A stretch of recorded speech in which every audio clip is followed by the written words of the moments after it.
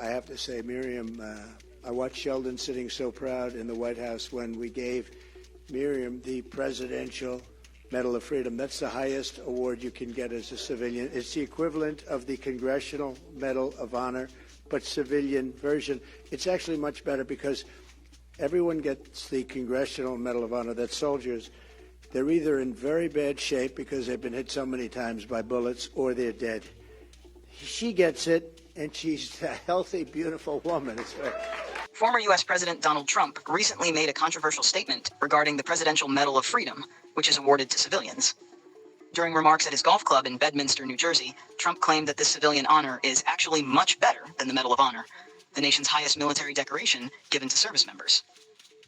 While praising Republican megadonor Miriam Adelson, whom he awarded the Presidential Medal of Freedom during his presidency, Trump compared the two awards. He remarked, "The Presidential Medal of Freedom is the equivalent of the Congressional Medal of Honor, but for civilians. It's actually superior, in my view, because those who receive the Congressional Medal of Honor are often in very bad shape due to their injuries, or they receive it posthumously."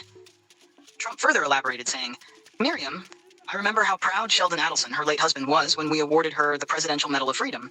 She's a healthy, accomplished woman, and yet the awards are considered equal."